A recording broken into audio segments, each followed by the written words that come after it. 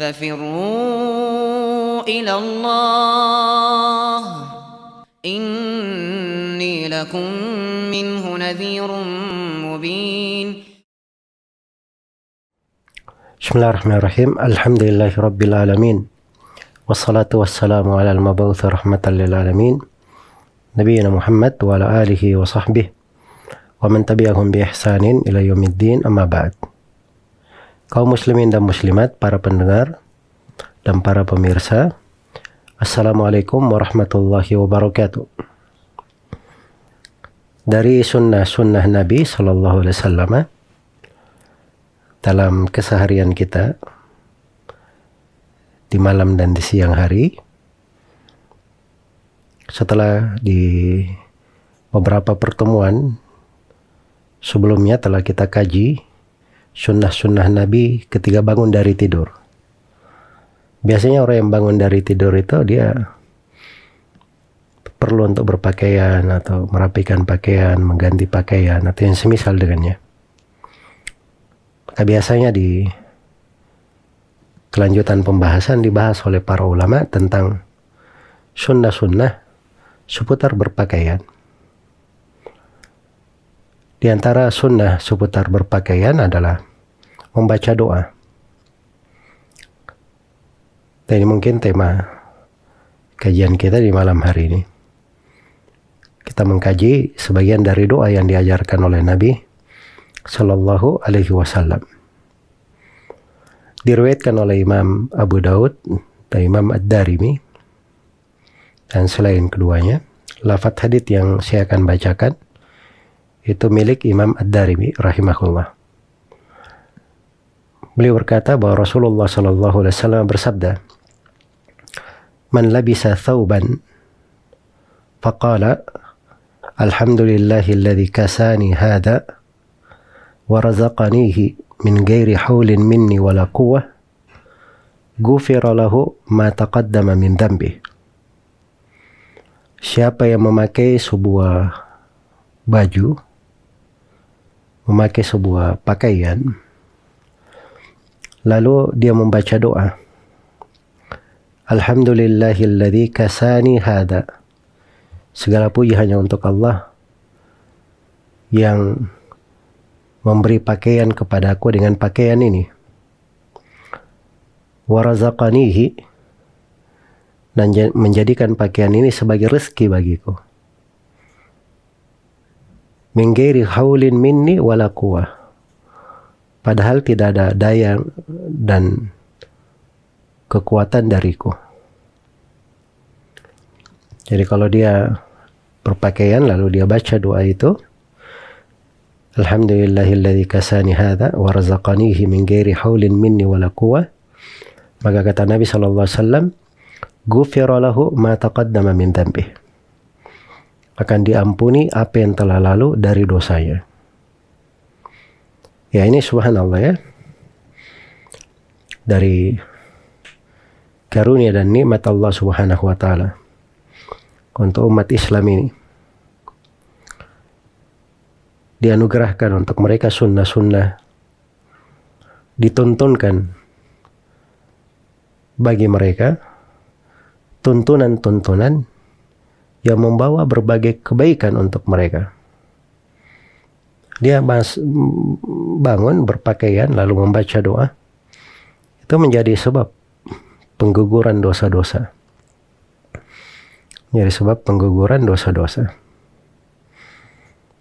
Dan ini dari mana yang harusnya kita perhatikan di dalam kehidupan, akan besarnya karunia Allah dan nikmat Allah Subhanahu wa taala untuk umat Islam ini.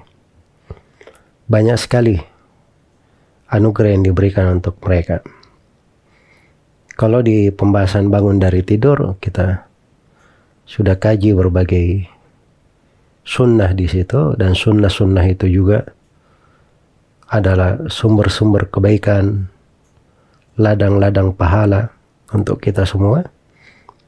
Maka di sunnah yang kita kaji di malam hari ini juga hal yang menarik untuk kita cermati. Kata Nabi SAW, man labisa thawban, siapa yang memakai sebuah pakaian, baju. Jadi yang memakai pakaian, memakai baju,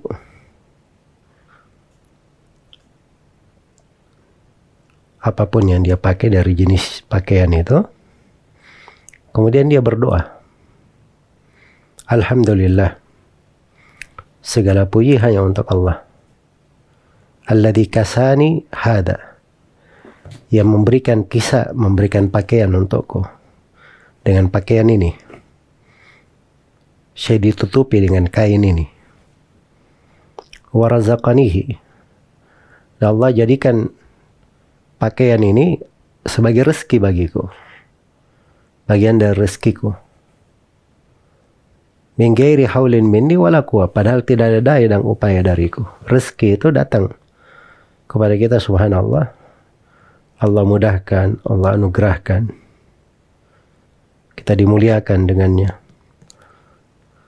Walaupun kita ada usaha, ada bekerja, itu semata pemberian dari Allah subhanahu wa ta'ala.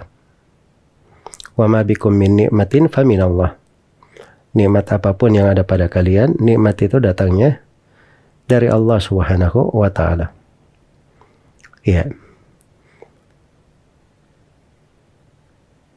Dan di sini keutamaannya Nabi terangkan, dia pakai bajunya, pakaiannya, lalu dia berdoa, ghufira lahu ma taqaddama min dzambi, akan diampuni apa yang telah lalu dari dosanya. Artinya ini dari sebab penggugur dosa, hal yang menyebabkan dosa seorang hamba itu diampuni. Nah itu dari keindahan hidup seorang muslim ini,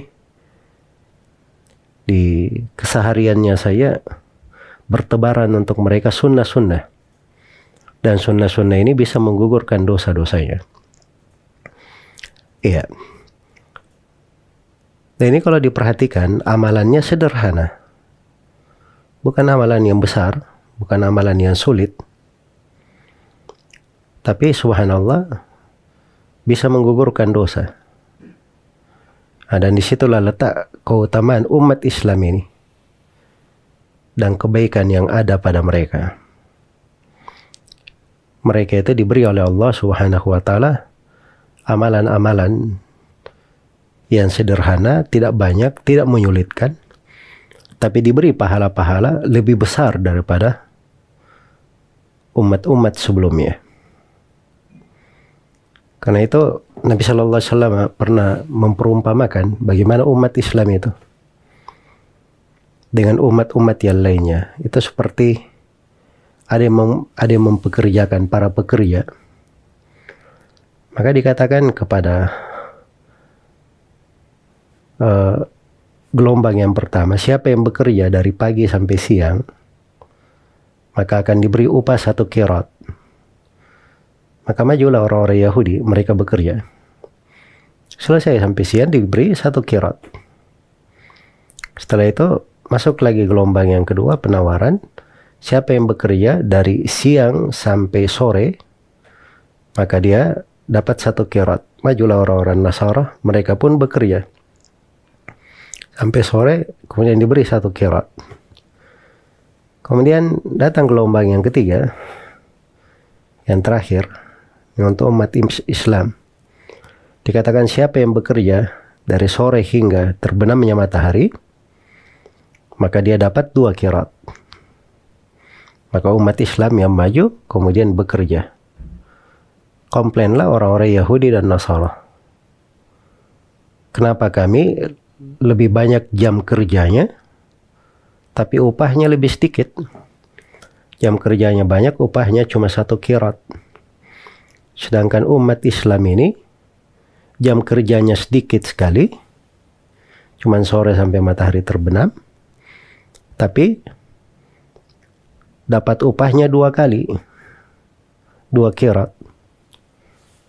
Maka Allah berfirman kepada mereka, apakah kalian dizalimi?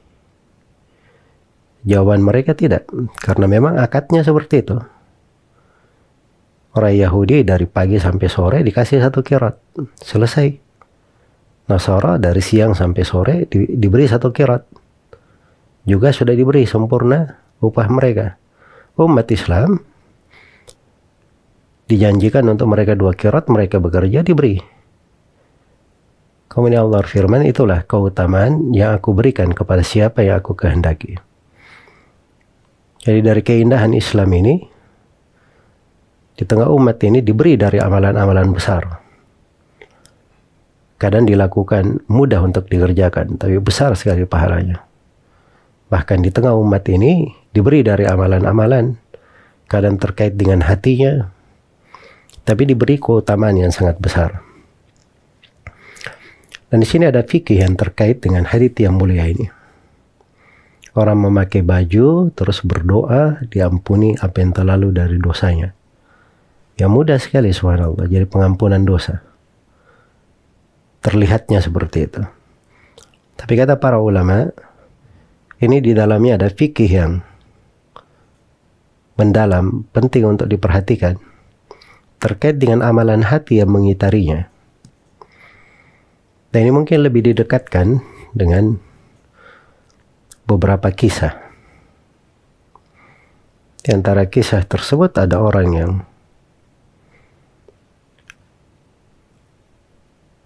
seorang perempuan,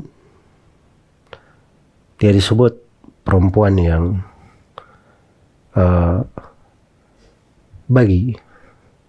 banyak melakukan pelampauan batas. Perempuan tidak baik begitu. Iya, sebagiannya ada menerjemahkan pezina, sebagiannya ada mengatakan perempuan nakal atau yang semisal dengan itu. Jelas perempuan ini, dia dalam keadaan kehausan, menemukan sebuah sumur. Kemudian dia turun, minum dari sumur itu. Begitu dia tiba di atas, dia dapati di bibir sumur ada anjing yang telah menjulurkan lidahnya mengitari sumur karena kehausan. Maka perempuan ini turun lagi ke sumur. Dia penuhi kondeknya dengan air. Lalu dia beri minum kepada anjing itu. Maka Allah ampuni dia disebabkan karena itu. Iya. Jadi amalannya juga tidak berat. Turun memberikan minum kepada anjing, tapi digugurkan dosa-dosanya. Digugurkan dosa-dosanya. Itu kata para ulama, di situ sudut keikhlasan. Dia melakukannya, tidak ada di situ pamrih. Anjing ini nggak bisa membayar untuknya, nggak bisa memberi imbalan. Nggak ada juga pandangan-pandangan mata manusia yang perlu dia tarik perhatiannya. Tapi dia beri minum untuk anjing tersebut. Maka itu keikhlasannya memperbesar dari amalan. Itu kaitan amalan hati. Sama dengan kisah seorang lelaki juga, kisah yang mirip. Ya, dia dapati seekor anjing, dia turun ke sumur. Begitu dia naik ke atas, dia lihat anjing yang kehausan itu, dia turun lagi, dia penuhi sepatunya dengan air, diberi minum. Maka Allah ampuni untuknya. Ini kaitannya dengan doa yang kita baca ini, memakai baju, kemudian cukup membaca doa itu, diampuni apa yang telah lalu dari dosanya. Itu ada makna kesyukuran di situ. Mensyukuri nikmat dan karunia Allah. Makanya ketika bersyukur terhadap nikmat, dengan dia membaca alhamdulillahilladzi kasani hada wa razaqanihi min ghairi haulin minni wala quwwah. Kesyukuran inilah dari amalan hebat pada hatinya yang mewarnai lisannya.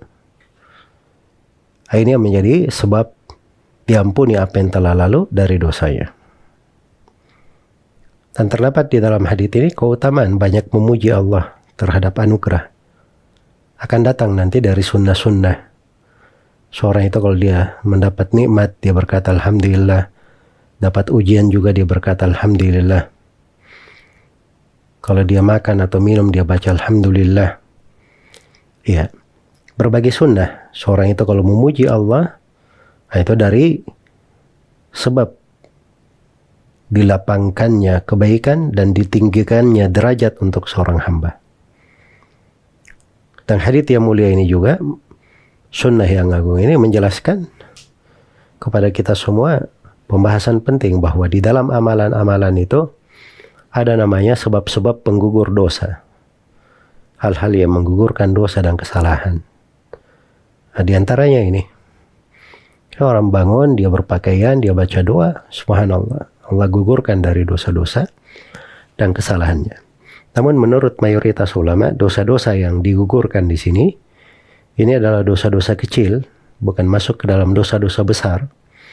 Sebab dosa-dosa besar itu perlu taubat khusus di dalamnya. Hanya saja rahmat dan keutamaan Allah itu luas untuk seorang hamba. Kalau dia beramal dengan ikhlas dan bertobat dengan taubat yang nasuha, maka Allah akan berikan untuknya pengampunan. Semoga Allah memberi taufik kepada semuanya. Wallahu ta'ala alam.